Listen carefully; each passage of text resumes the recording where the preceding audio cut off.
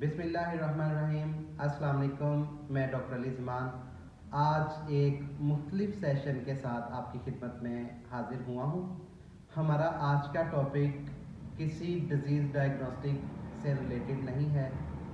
हमारा आज का टॉपिक किसी सर्जरी के हवाले से भी नहीं है, बल्कि हमारा आज का टॉपिक है जो एक आजकल ट्रेंड चल रहा है, बाइकॉट ऑफ पोल्ट्री, उससे रिलेटेड है। मैं बाइकॉट ऑफ पोल्ट्री के हवाले से कुछ फैक्ट एंड फिगर्स बताना चाहूँगा मेरे देखने वालों को, और ताकि जब आप बाइकआउट करें, आप बाइकआउट ज़रूर करें, आप एहतजाज करें, आप एहतजाज आपका हक है, लेकिन एहतजाज करने से पहले आपको पता हो, आपको हकीकत पता हो कि आप जिस बारे में एहतजाज कर रहे हैं उसकी असल हकीकत क्या है। तो ऐसा है कि आजकल ट्रेंड चल रहा है कि बाइकआउट ऑफ पोल्ट्री, यानी लोग कह रहे हैं कि हम पोल्ट्री का बाइकआउट करेंगे क्योंकि ये कॉस्टली है, इसका रेट कम करने के लिए। तो एक सिंपल सी मैं बात बता दूं कि पिछले सिर्फ एक साल में अगर हम देखें तो हर चीज़ का रेट कहां से कहां तक पहुंचा है। अगर हम सिर्फ पेट्रोल प्राइस देख लें तो 150 से इंक्रीज़ होके 280-85 तक पहुंच चुकी है। उसके बाद डॉलर का आप रेट देख लें कि 178 से 310 को भी क्रॉस कर चुका है। और हम कुकिंग ऑयल की बात करें तो वो 165 से उसकी प्राइस 570 चली गई है। तो एक साल में ये कुछ जो डेली बेस पे हमारे यूज़ की चीज़ें हैं उनका आप रेट देख लें कि वो कहाँ से कहाँ तक चले गए हैं। तो उससे अगर हम रिलेट करें तो पोल्ट्री इंडस्ट्री के कुछ कॉस्ट ऑफ प्रोडक्शन के हवाले से, वैसे मेरे ख्याल से जो ये बाइकआउट ऑफ पोल्ट्री की जो एक ट्रेंड चला रहे हैं या जो इसके बारे में जो इसको सपोर्ट कर रहे हैं, वो शायद चाह रहे हैं कि उनको आज भी पोल्ट्री वही चिकन मीट 150, 200, 200 के राउंड अबाउट मिले जो आज से 2, 3 या 4 साल पहले तक मुयस्सर था। लेकिन वो ये नहीं देखते कि पोल्ट्री भी पाकिस्तान की ही एक इंडस्ट्री है। तो जैसे ही कॉस्ट ऑफ प्रोडक्शन बढ़ती है तो हर इंडस्ट्री की तरह या हर चीज़ की तरह पोल्ट्री पे भी असरअंदाज होती है। तो हम अगर कुछ चीज़ें देखें तो सबसे पहले इलेक्ट्रिसिटी का देख लें तो वो कहाँ से कहाँ पे रेट चला गया है। डीजल जो कि जनरेटर में यूज़ करना पड़ता है कंट्रोल शेड के अंदर, उसका रेट आप देख लें कहाँ से कहाँ चला गया है। और कॉस्ट प्रोडक्शन में कुछ चीज़ें और हैं, जैसे डे ओल्ड चिक, पहले दिन का चूज़ा, उसका रेट कहाँ से कहाँ है। उसके बाद मेडिसन और फीड के रेट देखें, फीड के रेट आलमोस्ट डबल हो चुके हैं पिछले 2 से 3 सालों के अंदर अंदर, या शायद डबल से भी थोड़े ज़्यादा हो चुके हैं। मेडिसन की अगर हम बात करें तो अगर हम आज से सिर्फ 2 साल पहले की बात करें तो कुछ ऐसी मेडिसन जो हमें 3000 में हम फार्मर को दे सकते थे, या फार्मर 3000 तक कोई एक मेडिसन परचेज करता था, सेम मेडिसन अब बड़ी मुश्किल से 7 to 8000 में भी बड़ी मुश्किल से मिलती है। तो मेडिसन के रेट, इसके साथ साथ हमारी लेबर की कॉस्ट भी इंक्रीज़ हो चुकी है।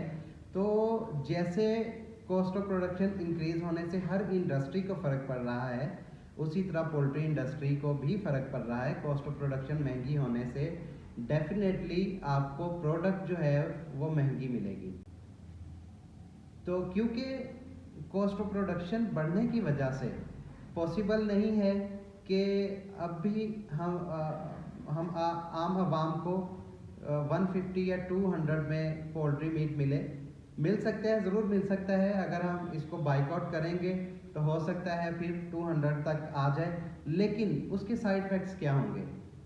फार्मर्स जो हमारे इन्वेस्टर हैं जो इस पोल्ट्री इंडस्ट्री से रिलेटेड हैं, वो पिछले मुसलसल 3 से 4 सालों से बड़ी एक मुश्किल फेज से गुजर रहे हैं। एक बड़ा सब्र आज़मा काम है, और एक एक लम्हा जो है हमारे फार्मर हजरात के लिए बड़ा मुश्किल होता है। तो इसमें जिस तरह से कॉस्ट ऑफ प्रोडक्शन बढ़ी है, उस तरह से रिस्क फैक्टर भी डबल हुआ है। डिज़ीज़, अगर किसी फार्म पे कोई डिज़ीज़ आ जाए, कोई ऐसी वायरल इन्फेक्शन हो, तो उसमें नुकसान भी, बहुत ज़्यादा नुकसान के चांसेस होते हैं। तो बहुत से ऐसे चैलेंजेस हैं जिस पे डेली बेस पे हमारे फार्मर या फार्म से रिलेटेड हमारे वेटनेरियन, पैरावेट या जो भी अमला है वो डिफरेंट टाइप के चैलेंजेस से डेली बेस पे गुजर रहा है। तो मैं सिर्फ इतना ही बताना चाह रहा था कि आप बाइकआउट करें, आप एहतजाज करें। आप एहतजाज हमारा हक है, हमें एहतजाज करना चाहिए, लेकिन एहतजाज से पहले हमें हकीकत पता हो। तो मुझे लगता है कि हम एहतजाज ज़रूर करें, लेकिन सिर्फ एक प्रोडक्ट के ऊपर नहीं। अगर हम प्रोडक्ट का बाइकाट करेंगे या प्रोडक्ट के ऊपर एहतजाज करेंगे तो उसका हमें इफ़ेक्ट नहीं होगा। हमें चाहिए कि जो कॉस्ट ऑफ प्रोडक्शन की चीज़ें हैं हम उनके ऊपर उनका एहतजाज करें, उनका बाइकआउट करें और उनकी जो रेट्स इंक्रीज़ हुए हैं उनको कम करने के लिए कोशिश करें। आखिर में मैं फिर इसी चीज़ पे जोर दूंगा कि खुदारा बाकी इंडस्ट्रीज़ वाला हाल पोल्ट्री इंडस्ट्री के साथ ना करें। अगर हम ये सारे फैक्ट्स जानते हुए भी पोल्ट्री इंडस्ट्री का बाइकआउट करने की कोशिश करेंगे, हम बाइकआउट करेंगे, तो हमारी पोल्ट्री इंडस्ट्री का भी कुछ उन इंडस्ट्रीज जैसा हाल होगा जो तबाह हो गई हैं। तो खुदारा पोल्ट्री इंडस्ट्री का ख्याल करें।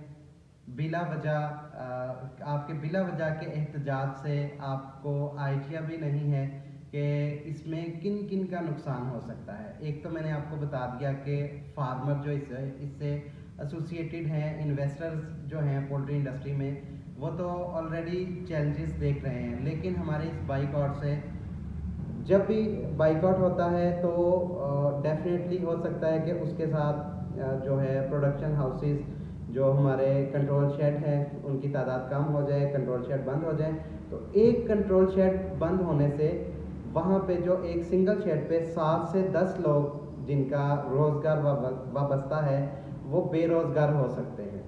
तो खुदारा मेरा सिर्फ ये पैगाम है कि आप एहतजाज करें, एहतजाज आपका हक है और मेरे पॉइंट ऑफ व्यू से आप डिसएग्री भी कर सकते हैं, लेकिन आप जो भी करें, आप बाइकआउट करें या जो भी करें, आप उन सब चीज़ों से पहले आप इस चीज़ का ख्याल रखें कि आपका ये बाइकआउट या आपका ये स्टेप किस किस के लिए किस हद तक खतरनाक हो सकता है। बहुत शुक्रिया, जज़ाकल्लाह।